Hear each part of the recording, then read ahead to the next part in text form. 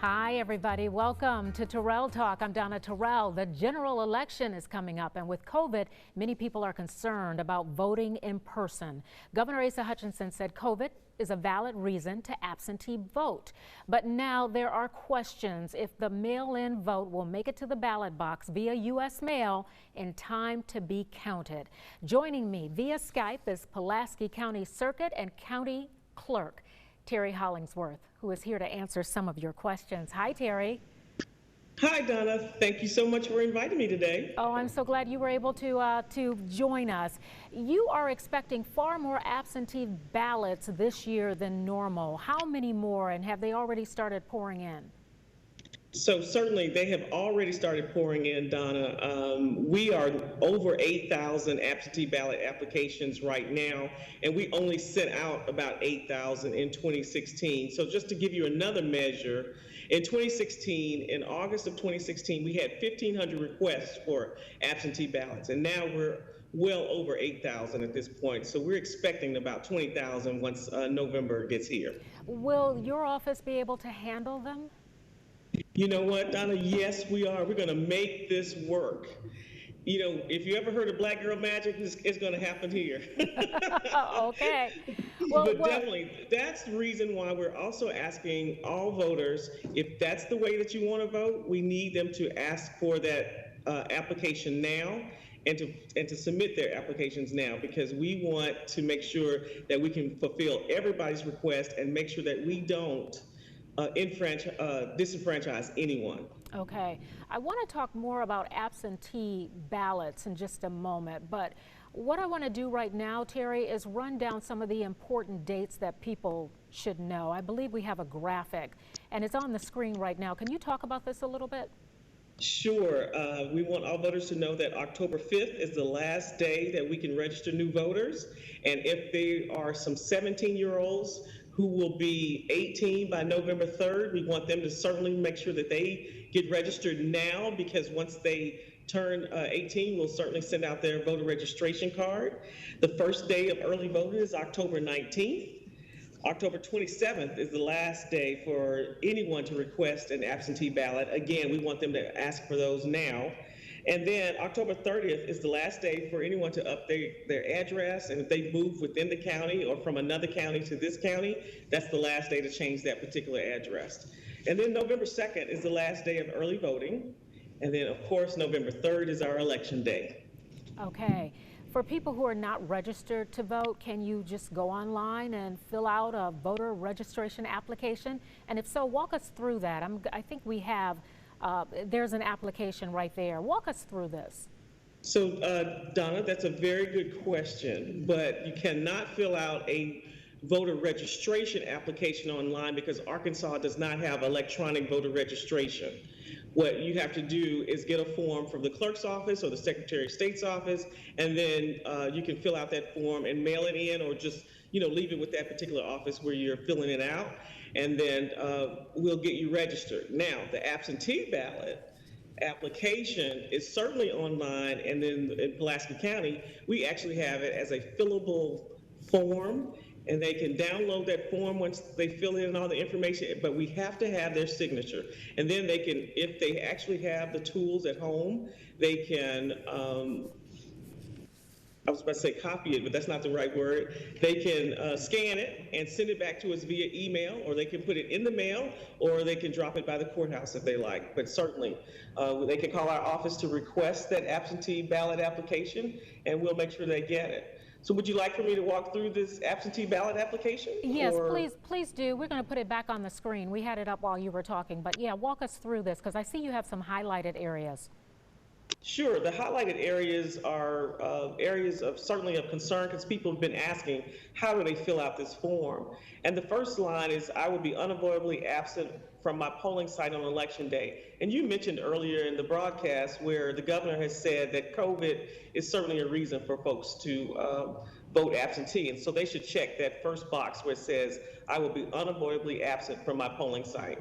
And then the next box says, I reside. So you say you reside within the county of which you have voted. So that would be this county. That would be that first line. They need to check that box. And then when it goes down to, I request the appropriate absentee ballots for the following elections. The only election we have left is the general election, nonpartisan runoff, and general election runoff. So that's November 3rd's election. And Okay. the next highlighted part is, of course, where it says mail, where you want, your ballot to be received. And that's usually where those three lines, that's usually where the college student would put that information, or if a voter is going to be someplace else, then they can do that. And the voter might be someplace else if they are, say, they are working in Germany, but they're still a resident of Arkansas. Then they would put that actual mailing address. Other than that, they would actually go down the page, print their name, and put their voting residence, and then the ballot would definitely be mailed to their home. Okay. When will you start mailing out the absentee ballots for people who have gone through those steps that you just described? We will start mailing out the absentee ballots on or about September 17th. On or about September 17th. So Yes. that's going to be put out there in the mail.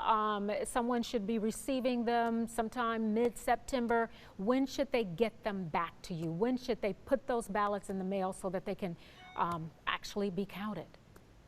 Because of the concerns about the mail, we are asking voters, once they receive these ballots, that they go ahead and vote those ballots immediately and put them in the mail as soon as possible. Don't hang on to them. So obviously, if we send it out September 17th, 18th, they'll get it in September, and then they, have some time to vote. But we really would like for them to, as soon as they get it, go ahead and vote their ballot and send it in. And the thing is, though, a lot of people will still be filling out the application, even in mid-September and beyond. So those are the folks, as they get closer to the November election, they need to hurry up and get them in.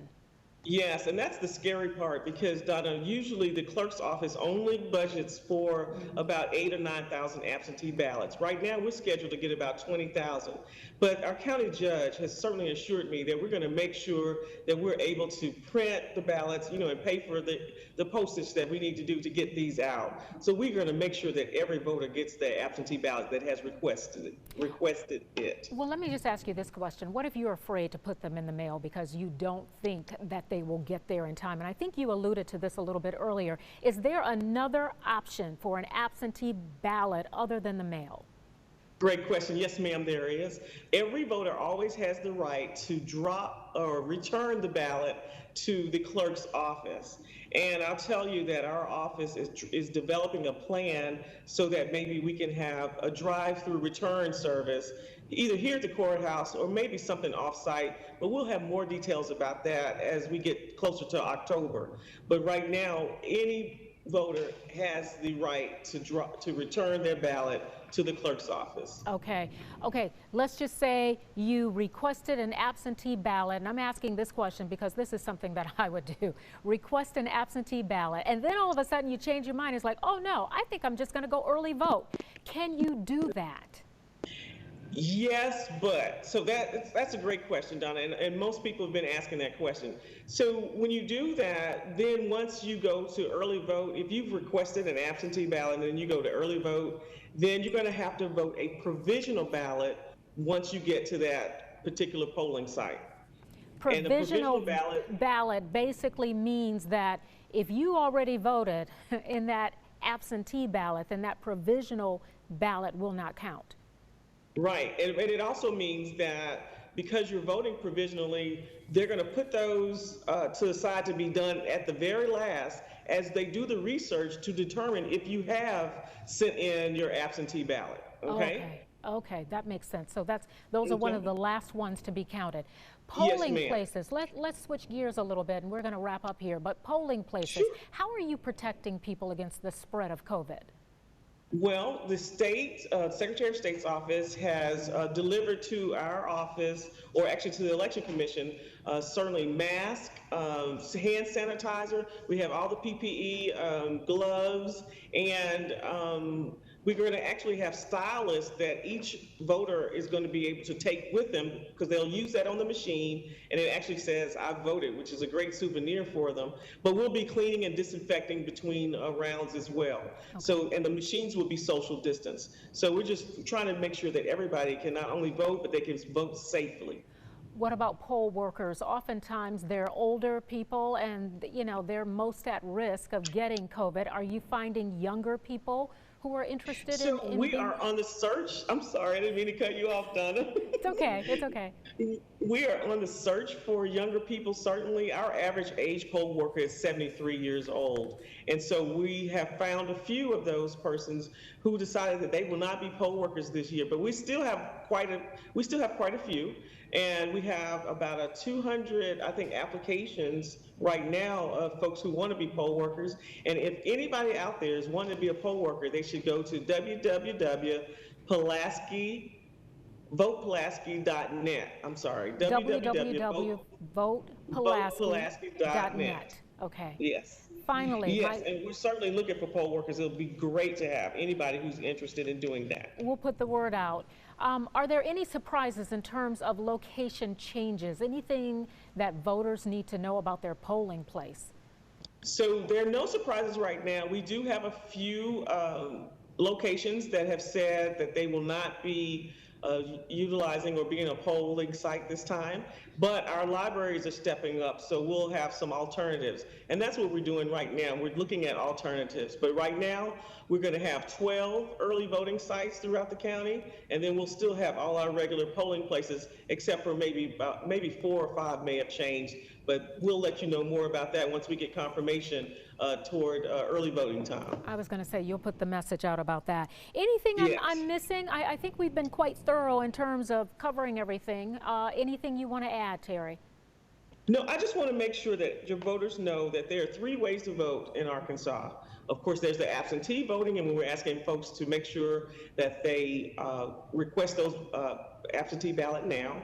Of course, you can early vote, and anybody who's going to Kroger or going to work, maybe they should consider that and leave the absentee process to those persons with those pre-existing conditions. And then, of course, you have Election Day, and that's November 3rd. So we want folks to be able to know that they have all kinds of ways to vote, and to make sure that we may not have all the results at 10 or 12 o'clock like we used to do on a regular day. We're in unprecedented times. So be prepared, be patient, and make a plan for voting day. Make a plan for voting day. All right. Yes. Terry Hollingsworth, Pulaski County Clerk, thank you so much for joining us for Terrell Talk.